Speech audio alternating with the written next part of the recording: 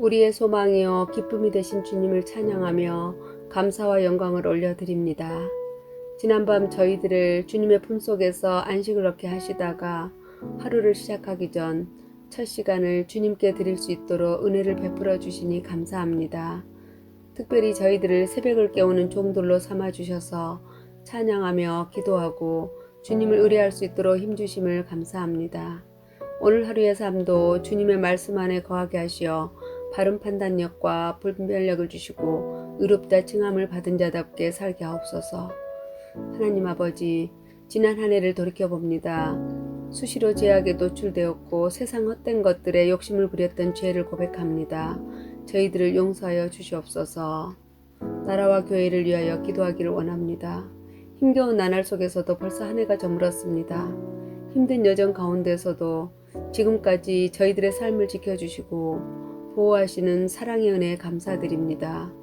저희들의 삶은 긴장감과 두려움에 쌓여있는 연약함 속에 살아가고 있습니다.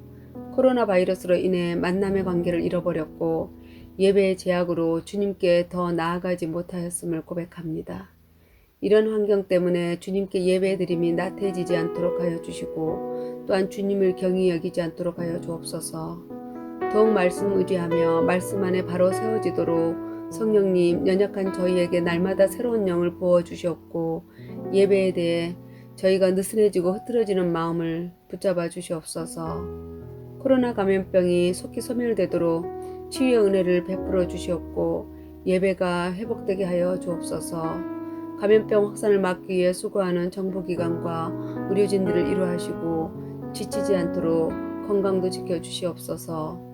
사랑의 하나님, 특별히 육신의 연약한 질병으로 인해 치료받고 계시는 지체들을 위해 기도합니다. 주님이 주신 평안으로 위로받게 하시고 하나님의 크신 치료와 회복의 은혜를 주셔서 건강하게 회복시켜 주시옵소서. 주님께서 세우신 몸된 교회가 말씀으로 세워지는 건강한 교회 되게 하신 것을 감사합니다. 영적 지도자로 주신 담임 목사님과 모든 교육자들을 지켜주셔서 성도들을 하나님 앞으로 온전히 이끌어가는 영적 지도자의 역할을 잘 감당하게 하여 주시옵소서. 이 새벽에도 만나와 같은 주님의 말씀을 선포하시는 목사님을 성령의 능력으로 붙들어 주시고 뜨거운 기도의 불을 지필 수 있는 능력의 말씀이 되게 하여 주옵소서. 살아있는 하나님의 말씀을 듣는 저희를 복되게 하시고 주님과 동행하는 삶의 변화로 언제나 주님의 기쁨이 되기를 간구합니다. 오늘 하루가 주님 안에서 희락과 평강으로 이어지게 하시고 선한 영향력을 끼치는 삶이 되게 하옵소서. 예수 그리스도의 이름으로 기도합니다. 아멘.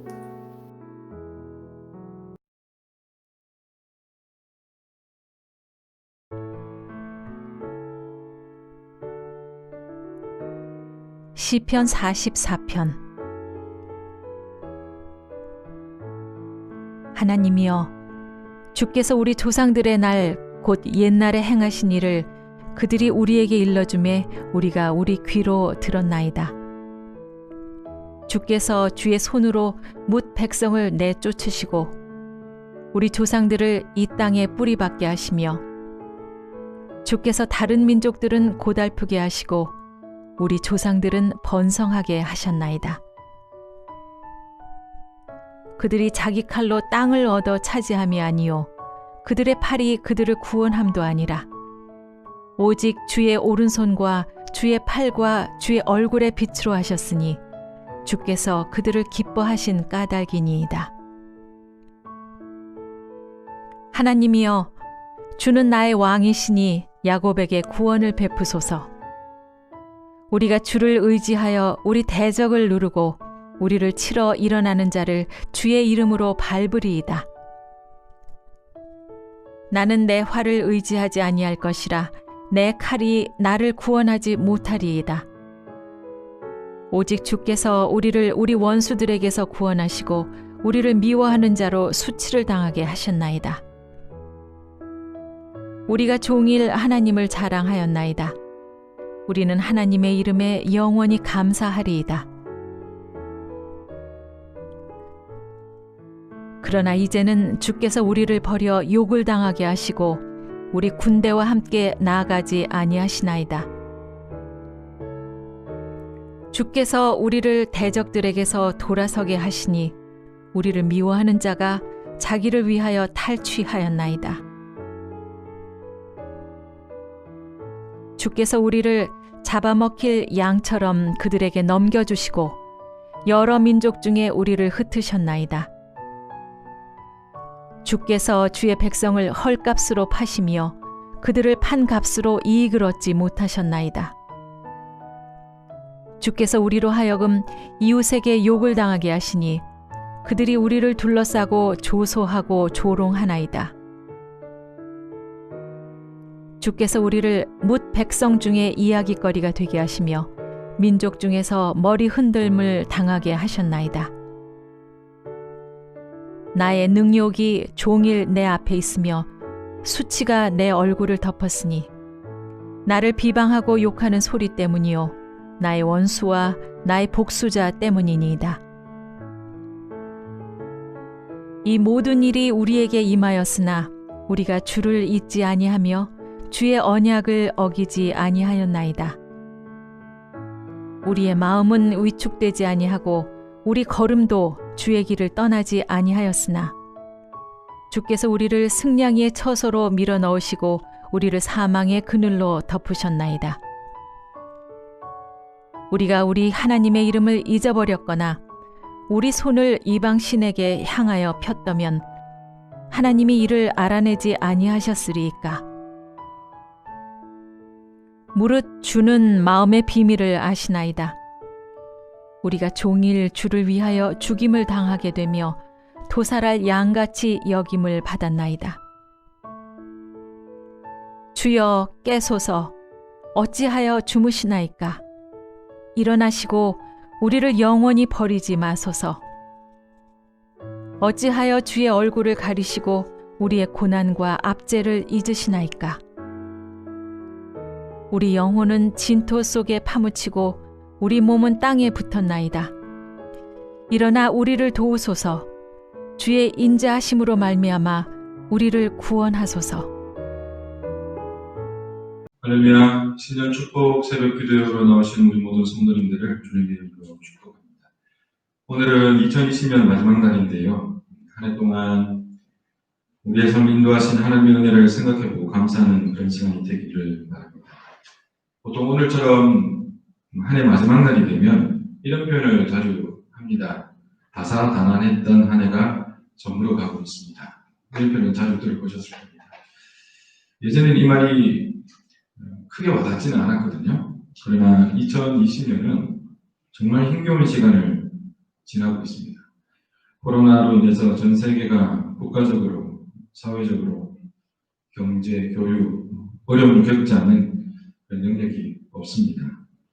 코로나 바이러스가 미친 영향은 어떤 통계로도 담지 못할 정도인데요. 저와 여러분은 하나님의 자녀로서 환난과 고통의 시간을 어떻게 지나가야 할까요? 오늘 우리가 읽었던 시편 44편은 국가적인 위기와 어려움을 당하는 중에 드린 찬송이며 기도입니다. 본문의 말씀을 통해서 고난의 길을 걷는 자에게 주시는 하나님의 위로와 격려와 교훈의 말씀을 듣고 우리 심령이 새로워지고 샘을 얻는 복된 시간이 되기를 주님 이름으로 축원합니다. 고난의 길을 걸어가는 사람은 첫 번째 하나님의 은혜를 기억해야 합니다. 옳은 일을 당할 때 과거에 하나님께서 나에게 행하셨던 일들을 떠올리시기를 바랍니다. 어려움을 당할 때는 어려움을 당한 것을 묵상해서는 안 됩니다. 나를 힘들게 하는 상황이나 사람들을 떠올리지 마십시오. 그렇게 하는 것은 자신을 늪에 빠뜨리는 것과 같고요.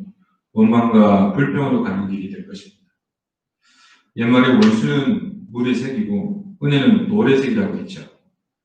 물에 새기는 것은 금방 지워집니다. 그러나 돌에 새긴다는 것은 지워지지 않는 것을 의미합니다. 그래서 한번 새긴 것은 오늘도 볼 수 있고요. 내일도 볼 수 있고 또 기억할 수 있게 되는 겁니다. 그런데 이 돌에다가 은혜를 새기라는 것은 결국 은혜를 기억하라는 말이 되겠죠. 은혜는 기억되어져야 한다라고도 말할 수 있을 것입니다. 왜 은혜가 기억되어져야 합니까? 은혜를 기억하는 것이 너무 가치 있고 소중하기 때문입니다. 은혜 받을 자격이 전혀 없는 우리 인생이 예수 그리스도의 피값으로 구원함을 받고 하나님의 자녀가 되게 하신 이 하나님의 놀라운 은혜를 기억하며 사는 것은 특별히 고난과 어려움을 당할 때 그것을 이겨낼 수 있는 영적인 공식과 똑같습니다. 그러므로 사랑하는 성도 여러분, 하나님의 은혜를 항상 기억하는 저와 여러분 되기를 주의 이름으로 축원합니다. 야곱의 엘베델 사건 여러분 잘 아시죠? 야곱이 형 에서와 극적인 화해를 한 후에 세겜에 머물렀을 때 딸 디나가 강간을 당하게 됩니다. 야곱의 두 아들 시몬과 레위가 원수를 갚으려고 세겜의 남자들을 죽여버렸습니다. 끔찍하고 비극적인 일이 발생하게 된 것입니다. 그때 야곱이 무엇을 했을까요? 하나님이 야곱에게 무엇을 하라고 말씀하셨습니까? 베델로 올라가라 라고 하셨습니다. 베델은 어떤 것입니까? 하나님을 만난 것이고요. 베델은 하나님의 은혜를 체험했던 것입니다. 하나님의 은혜를 체험했던 그곳으로 가서 다시 제단을 쌓고 하나님을 찾으라고 합니다. 베델에서 주셨던 하나님의 은혜를 기억하고 은혜를 다시 구하라는 것이죠. 그리고 그것을 엘 베델로 불렀습니다. 하나님의 은혜를 기억하고 또다시 은혜를 구하는 것이 신앙생활이라는 겁니다. 우리 삶 속에서 신앙생활 가운데서 베델이 있다면 베델로 그치는 것이 아니라 엘 베델로 이어져야 한다는 것이죠. 끊임없이 은혜를 기억하고 내게 주신 은혜를 또 기억하고 또다시 은혜를 구하는 것이 신앙생활이라는 겁니다. 오늘 본문 1절에 보시면 하나님의 은혜를 기억하기 위한 아주 중요한 한 가지의 행동이 나옵니다. 그것은 일러주는 겁니다. 일러준다. 하나님의 은혜를 이야기하고 들려주라는 겁니다. 본문 1절 한번 보시겠습니까? 하나님이여 주께서 우리 조상들의 날 곧 옛날에 행하신 일을 그들이 우리에게 일러주매 우리가 귀로 들었나이다. 하나님이 옛날에 행하신 일이라는 것은 출애굽 사건을 말합니다. 하나님께서 400년 동안 애굽에서 종살이하던 이스라엘 백성들을 기억하시고 그들을 출애굽시키셨습니다. 홍해를 가르치고 40년 동안 부릉기둥 불기둥으로 광야길을 인도하시고요. 만나와 메추라기로 먹이셨습니다. 그리고 가나안 땅을 정복하게 하셨죠. 2절을 보시면 주께서 주의 손으로 뭇 백성을 내쫓으시고 우리 조상들을 이 땅에 뿌리박게 하시며 주께서 다른 민족들을 고달프게 하시고 우리 조상들을 번성하게 하셨다라는 말씀이 있습니다. 이스라엘이 요단강을 건너서 가나안 땅을 정복할 수 있었던 이유는 한 가지입니다. 하나님의 능력이죠. 조금 전에 읽었던 2절에 보니까 주께서 주의 손으로 라고 되어 있습니다. 주의 손으로. 하나님의 능력입니다. 하나님의 능력으로 가나안 족속을 쫓아내시고요. 하나님의 능력으로 이스라엘을 그 땅에 심으시고 하나님의 능력으로 그 땅에 심으신 이스라엘을 번성케 하신 것이죠. 3절을 보면 동일한 고백을 이어서 하고 있습니다. 그들이 자기 팔로 땅을 얻어 차지함이 아니고 그들의 팔이 그들을 구원함이 아니라 오직입니다. 오직 주의 오른손과 주의 팔과 주의 얼굴의 빛으로 하셨다라고 고백합니다. 근데 여러분, 이스라엘이 하나님의 능력을 입을 수 있었던 것은 그들이 은혜 받을 만한 어떤 조건을 갖추었기 때문이 아닙니다. 하나님이 이스라엘을 사랑하시고 그들의 삶을 책임질 것으로 결정하셨기 때문입니다. 3절 마지막 부분을 보시면 이렇게 되어 있죠. 주께서 그들을 기뻐하신 까닭이다. 이스라엘이 하나님의 은혜를 받기 위해 무슨 조건을 채웠기 때문이 아니라 그저 하나님께서 그들을 먼저 사랑하시고 그들을 잠잠히 기뻐하셨기 때문이다 라고 말하고 있습니다. 여러분, 이러한 사실을, 이러한 진리를 우리 자녀들에게 들려주시기를 바랍니다. 하나님은 우리를 사랑하시고요. 우리의 구원자가 되시고 우리의 인도자가 되신다는 것을 반복적으로 우리의 자녀들에게 이야기해 주시길 바라요. 어느 정도로 말씀해 주셔야 되는가 하면 귀에 못이 박힐 정도로 하나님의 구원을 알려주셔야 합니다. 왜냐하면 본문에서 일러주다라는 말이 바로 그런 의미이기 때문에 그렇습니다. 여러분, 구약시대의 성경이 구전될 수 있었던 이유가 끊임없이 부모가 자녀에게, 그 자녀가 부모가 되어서 또 그들의 자녀에게 끊임없이 일러주었기 때문이죠. 끊임없이 들려줬기 때문입니다. 여러분, 신앙은 하나님의 하신 일을 들을 때 자라게 되는 겁니다. 이 코로나 시대에 우리 부모님들이 반드시 해야 할 것이 있다면 자녀들에게 하나님의 일하심을 들려주는 것입니다. 그러면 신앙의 뿌리가 생겨나고요. 고난과 고통 속에서도 흔들리지 않고 하나님을 찾는 믿음의 사람으로 세워지게 될 것을 믿습니다. 두 번째로는 하나님의 절대 주권을 인정하는 것입니다. 고난의 길을 걸을 때 하나님의 절대 주권을 인정해야 합니다. 9절에서 16절까지의 말씀은 이스라엘이 당하고 있는 현재의 고통을 기록하고 있습니다. 9절을 보시면요. 주께서 우리를 버려 욕을 당하게 하셨다라는 부분이 있습니다. 하나님의 백성들이 하나님으로부터 버림을 받게 되어서 수치와 부끄러움을 당하게 되었다고 합니다. 대적과의 전투에 완전히 패하게 된 것이죠. 이어서 10절을 보시면 우리를 미워하는 자가 자기를 위하여 탈취하였다라고 되어 있습니다. 여러분, 전쟁에서 지면 패전국은 약탈을 당하게 되어 있지 않습니까? 지금 하나님의 백성이, 하나님의 나라가 그렇게 된 것입니다. 적들에서 약탈당하게 된 것이죠. 완전하게 다 빼앗기게 된 것입니다. 그 정도가 어떠했는가 하면 다시 일어설 힘이 없을 만큼 그렇게 빼앗겨버린 것이죠. 11절에 보니까요. 주께서 우리를 잡아먹힐 양처럼 그들에게 넘겨주시고 여러 민족 중에 우리를 흩으셨다. 여러 민족 중에 우리를 흩어버리셨다.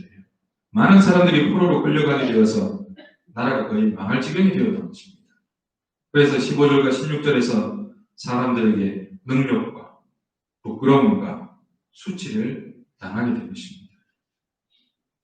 9절에서 16절까지 하나님의 백성들이 당하는 고난에 대해서 간략하게 빠르게 살펴보았는데요. 이 구절들에서 우리가 눈여겨보아야 할 부분이 있다면 그것은 주께서라는 말입니다.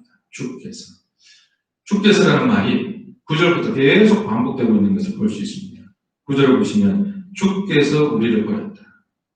그리고 10절을 보시면 주께서 우리가 대적들에게 패하게 하셨다. 11절은 어떻게 되어 있습니까? 주께서 우리를 잡아먹힐 양처럼 넘겨주셨다. 12절도 보면 주께서, 13절에도 주께서, 14절에도 주께서, 9절에서 14절까지 매절마다 주께서. 여러분, 시인이 지금 무엇을 말하고 있는 것 같습니까?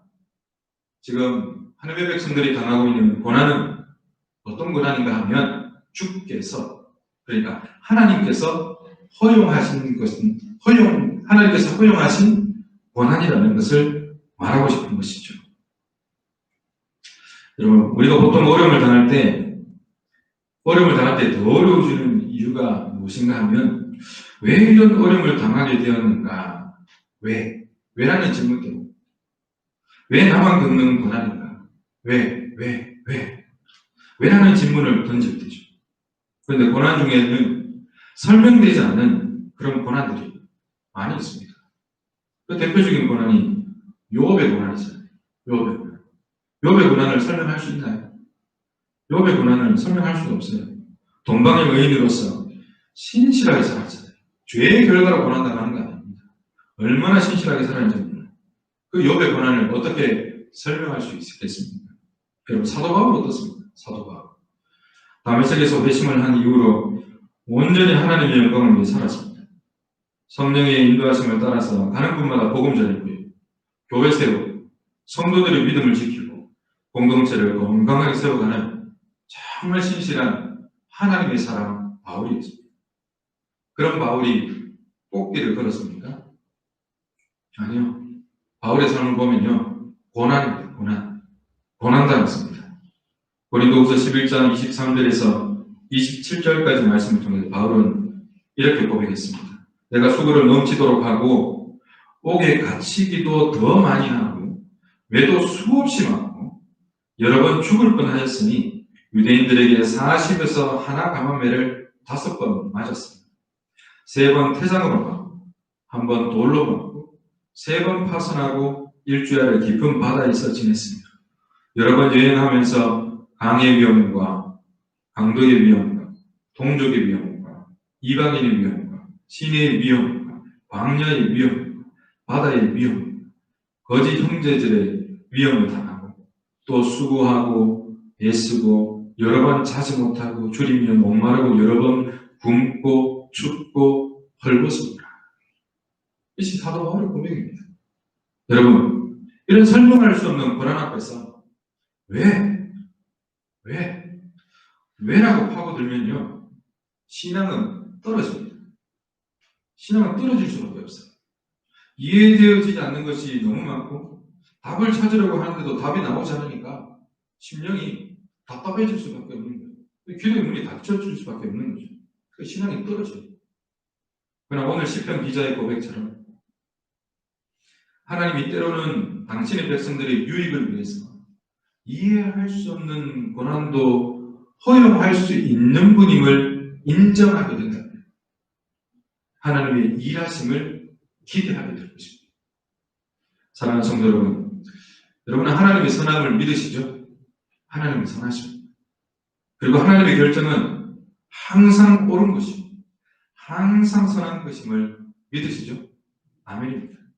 여러분, 이 믿음이 있다면 현재 당하는 고난이 머리로 이해되어지지 않아도 그 고통 속에 하나님의 사랑이 담겨져 있음을 믿기 때문에 이 과정을 통해서 하나님이 나를 어떤 모습으로 빚어갈까? 어떤 모습으로 나를 빚어가실까? 라는 것을 기대하는 자리로 나아가게 된다는 것이죠. 우리 주님이 하시는 일이 반드시 좋은 것입니다. 다만 내가 보기에 안 좋은 것일 뿐이지 하나님은 우리에게 가장 좋은 것을 주시는 그런 신실하신 분임을 믿으시길 바랍니다. 마지막 세 번째로는요, 우리가 고난의 길을 걸을 때 하나님께 기도해야 합니다. 여러분, 고난을 당할 때 기도해야 하는 것입니다. 하나님의 은혜를 기억하는 것 중요합니다. 첫 번째는 하나님의 은혜를 기억해야 된다고 그랬잖아요. 그리고 두 번째는 하나님의 절대 주권을 인정해야 된다고 말씀드렸는데, 은혜를 기억하는 것도 중요하고 절대 주권을 인정하는 것도 중요한데요.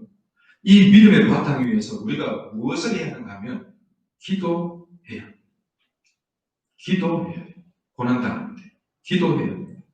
23절 보시면요, 시인이 간절한 마음으로 간구하는 것을 볼 수 있습니다. 주여 뛰어소서, 어찌하여 주무시나이까?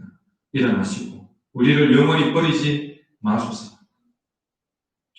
고난을 해결하실 분은 하나님밖에 없기 때문에 마치 잠자는 이를 흔들어 깨우듯이 간절한 마음으로 기도하고 있고요. 25절 이어서 보시면 그 기도하는 사람이 땅에 납작 엎드려서 기도하는 것을 볼 수 있어요. 우리 영혼은 진토 속에 파묻히고 우리 몸은 땅에 붙었나이다. 마치 엘리야가 그의 몸을 깊이 숨기고 기도했던 것처럼 오늘 시편 44편에 나오는 이 시인도 간절하게 우리의 몸을 땅에 붙이고 기도하는 겁니다. 언제요? 고난 중에, 환난 중에, 어려움 당했을 때 기도하고 있더라는 거예요. 사랑하는 여러분, 신이 왜 이렇게 간절한가요? 고난당할 때 기도하는 것이 하나님의 뜻이기 때문에 그렇습니다. 야고보서 5장 13절 너무나도 잘 아는 말씀이죠. 너희 중에 고난당하는 자가 있느냐? 그는 무엇을 하라고 되어 있습니까? 기도하는 것이요. 그래요. 고난당한 자가 있느냐? 그는 기도하라라고 되어 있습니다. 이 땅에서의 삶에는 고난이 없어지지 않습니다. 이 땅에 살아있는 동안 고난이 없어지진 않아요. 고난이 없고 아픔이 없고 눈물이 없는 것은 딱 한 곳입니다. 천국에는 아픔도 없어요. 슬픔도 없어요. 고통도 없습니다.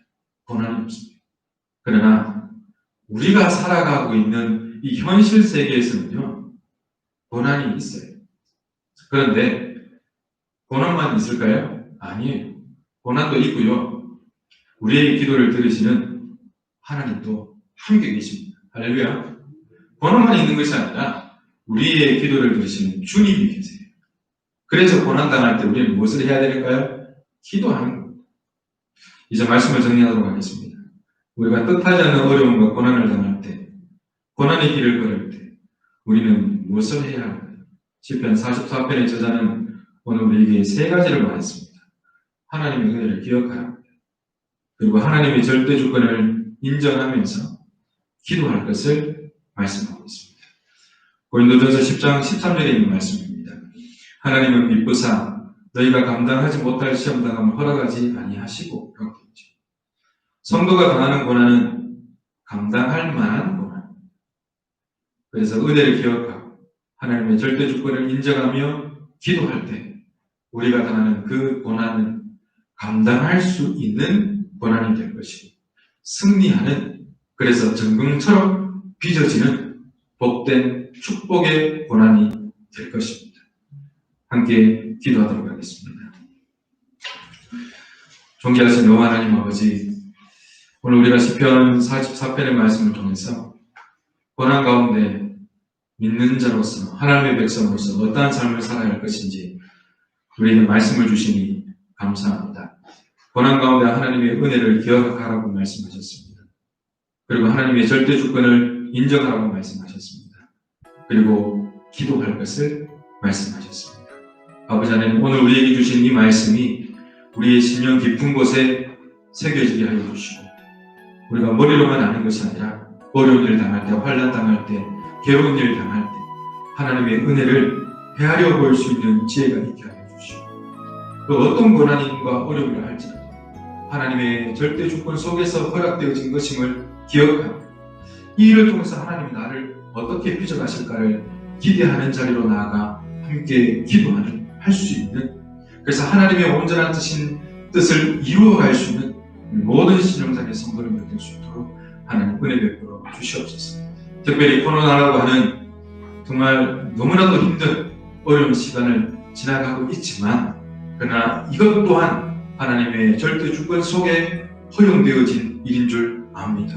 그러므로 낙심하지 않게 하여 주시고 원망 가운데 빠지지 않게 하여 주시고 하나님께서 이러한 코로나 상황 가운데서 우리에게 주셨던 그 하나님의 은혜들을 하나둘씩 꺼내어보고 헤아려보고 그래서 은혜 가운데, 믿음 가운데 든든히 세워져 갈 수 있는, 살아갈 수 있는, 그리고 그 은혜들을 나만 공유하는 것이, 나만 가지고 있는 것이 아니라 우리 다음 세대들에게, 우리의 자녀들에게 들려주고 또 들려줄 수 있는, 그래서 믿음의 뿌리가 든든하게 세워질 수 있는 귀한 우리 자녀들을 세워나갈 수 있도록, 믿음의 후손들을 세워나갈 수 있는 우리 교회가 될 수 있도록 하나님 은혜 베풀어 주시옵소서. 그리고 기도함으로써 이 모든 어려움들을 잘 감당하는 하나님께서 승리하게 하셨습니다 라고 마침내 고백하는 것이 우리 모두의 고백이 되게 하여 주옵소서. 감사하며 거룩하신 예수님의 이름으로 기도합니다. 오늘 우리에게 주신 말씀들을 생각하면서 함께 기도했으면 좋겠습니다. 오늘은 2020년의 마지막 날이죠. 함께 온 가족들이 모여서 무엇을 나누면 좋을까요?